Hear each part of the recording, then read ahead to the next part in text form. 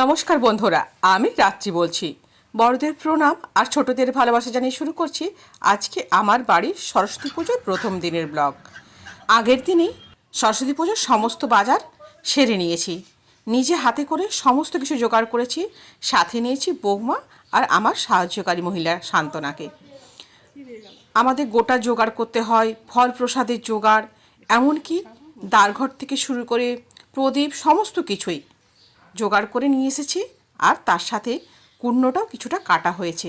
এখানে গোটার জোগাড় আলাদা করে রেখেছি, ফল প্রসাদ আলাদা করে রেখেছি, সাথে দ্বারঘর দশকর্মার জিনিস আর চালও আনা হয়েছে। সমস্ত কিছু একসাথে জোগাড় করে গুছিয়ে রাখলে পরের দিন একটু সুবিধেই হয় রান্না বান্না করতে।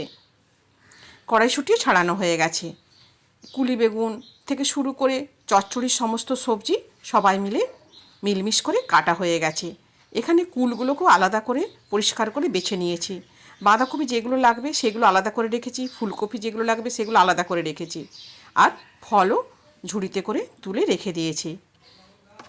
ওই দিনই রাত 2টো নাগাদ আমার ছেলে আর আমার জায়ের ছেলে দু ভাই মিলে ঠাকুর নিয়ে এসেছে। আমাদের সরস্বতী পুজোর স্পেশাল মেনু খিচুড়ি গোবিন্দভোগ চালের ফুলকপি দিয়ে। কেমন হয়েছে জানি না, উপোস আছি তো। দুপুর 1টার সময় বামুন ঠাকুর মশাই এসেছেন, পুজো হবে। এখানে করা হয়েছে বেগুন ভাজা, আলু ভাজা, সাথে হয়েছে নিরামিষ পালং শাকের চচ্চড়ি, এখানে হয়েছে মাছের মাথা দিয়ে পালং শাকের চচ্চড়ি, আর এই যে ফুল টমেটোর চাটনি। আর আমার শ্বশুর মশাই আর যা একটু অসুস্থ, ওই কারণে ওদের ফুলটা ছাড়াই তুলে রেখেছি। এখানে পোস্ত ভেজানো হয়ে গেছে।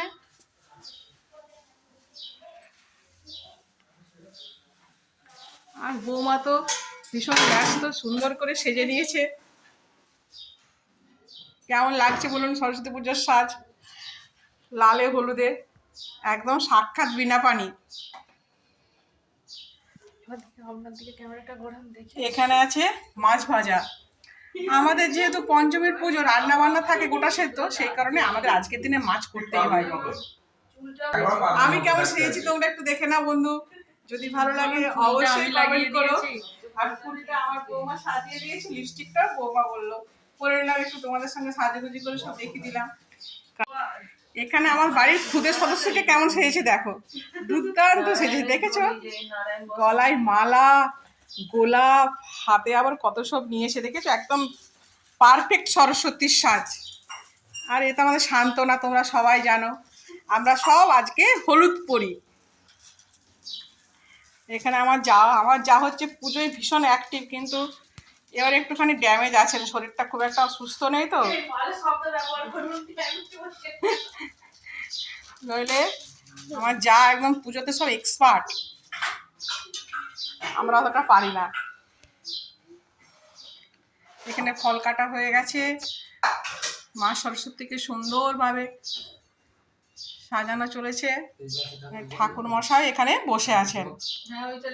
এখানে হালদা সরস্বতী পুজোর স্পেশাল ভোগ খেতে বসে গেছে, কারণ দোকানের সময় তো আমাদেরকে সবকিছু অ্যাডজাস্ট করে চলতে হয় বন্ধু। ঠাকুরটিও খুব সুন্দর হয়েছে। দুই ছেলে গিয়ে রাত 2:30টার সময় ঠাকুর এনেছে, জানে বন্ধুরা। আর বৌমা জেগে বসেছিল, ও দরজা খুলেছে, ঠাকুরকে আমাদের ঘরে আহ্বান জানিয়েছে। আমরা ঘুমোচ্ছিলাম।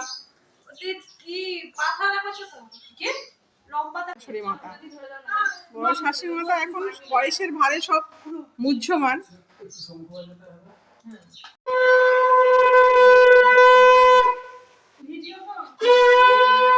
কেমন লাগছে বন্ধু?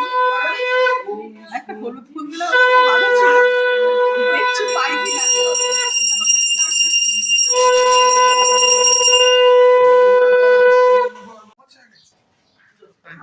কেন আগে অঞ্জলি হবে তো ঠাকুর মশাই? হ্যাঁ অঞ্জলি হবে, হোমটা সাজাচ্ছে।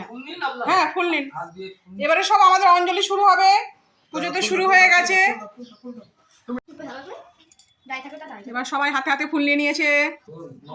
নম অপবিত্র পবিত্র বা সর্বাবস্থান গত বিবাহ যশ্বরে পুণ্ডরিকাক্ষং সবাহ্য অভ্যন্তর সূচি।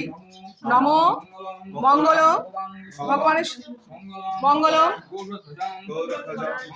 মঙ্গল সরন্তি সাধব সর্ব কার্যেষু মাধব মাধব। নম আয়ুর্দেহি যশোদেহি ভাগ্যম ভগবতী দেহি মে জহনেক দেবী বিদ্যাং দেহি কামস্য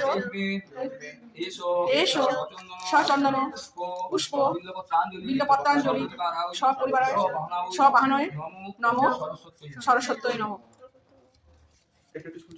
এইভাবে আমরা 3 বার অঞ্জলি দেবো। এবারে আমাদের হোম শুরু করছেন ঠাকুর মশাই। ওম বিষ্ণু বিষ্ণু বিষ্ণু বিষ্ণু বিষ্ণু বিষ্ণু।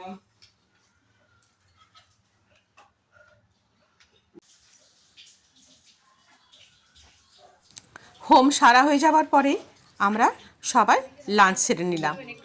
এই হোম দেখতে কিন্তু ভীষণ ভালো লাগে বন্ধু, তোমাদের কেমন লাগে বলো তো? আমার তো ভীষণ ভালো লাগে। শেষকালে হোমাতে দেওয়ার সময় একজনকে ধরে থাকতে হয়, আমার ছেলে সেই জন্য ধরেই আছে। খাওয়া দাওয়া সেরে সন্ধেবেলায় আবার পুজোর জোগাড়ে ব্যস্ত হয়ে পড়লাম।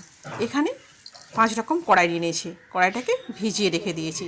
বৌমা আর যা মিলে শুরু করেছে শেতলের জন্য লুচি ভাজা চলছে। এখানে লুচি ভাজা হয়ে গেলে ঠাকুরমশাই 7টার সময় আসবে বলেছেন, পুজোয় বসবেন। ঠাকুরমশাই চলে এসছে, আমাদের সন্ধেবেলার পুজো শুরু হয়ে গেছে। পুজো শেষে এবারে ব্যস্ত হয়ে পড়লাম গোটা সেদ্ধ রান্না করার জন্য। আমি নিজ হাতে একদম নিষ্ঠা ভরে এই গোটা সেদ্ধ বানাই। আমাদের পরিবারের অনেক নিয়ম আছে, কিছুটা জিনিস জোড়া জোড়া নিতে হয়, সেই কারণে আর বিজোড় নিতে হয় অনেকগুলো জিনিসই। ছোট গুটি গুটি আলু বিজোড় সংখ্যায় নিয়েছি, এখানে 11খানা শীষ পালং নিয়েছি, সাথে 3 জোড়া কুল, 3 জোড়া কড়াইশুঁটি, শিম জোড়া, নানা রকমের জোড়া জিনিস, এমনকি সজনে ফুলও জোড়া নিতে হয়, সেও জোগাড় করে রেখে দিয়েছি। এখানে রাঙা আলু, পুলি বেগুন সমস্ত কিছু বিজোড় সংখ্যায় নিয়ে ধুয়ে পরিষ্কার করে গোটা রান্না করার জন্য রেডি হয়ে গেছি। এই গোটা সেদ্ধটা খেতে ভীষণ ভালো হয়।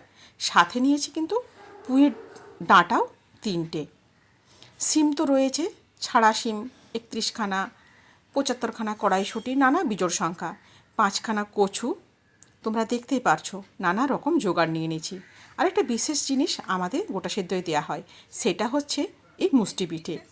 এই 21খানা মুষ্টি পিঠে আমি আতপ চাল বেটে তৈরি করে নিচ্ছি। এইগুলো কিন্তু আমাদের বাড়িরই নিয়ম, এই গোটা সেদ্ধ রান্না করার। আমাদের বলে এটাকে সগড়ি ষষ্ঠী। এই 5 কড়াই ভিজিয়ে রেখে দিয়েছিলাম 4-5 ঘন্টা, দিয়ে সেটাকে কিন্তু আবার ছেঁকে নিয়ে এই গোটা সেদ্ধটা বানাবো। গোটা সেদ্ধর হাঁড়ি বসিয়ে দিয়েছি, আর সমস্ত কিছু ধাপে ধাপে দিয়ে রেডিও করে ফেলেছি গোটা সেদ্ধ। বন্ধুরা, আজ তাহলে এই পর্যন্তই, দেখা হবে পরের দিনের সরস্বতী পুজোর ব্লগ নিয়ে। তোমরা সবাই ভালো থেকো, সুস্থ থেকো। হ্যাঁ বন্ধু, আমার ভিডিও যদি তোমাদের ভালো লাগে অবশ্যই লাইক, কমেন্ট, শেয়ার করে আমার পাশে থেকো। ধন্যবাদ।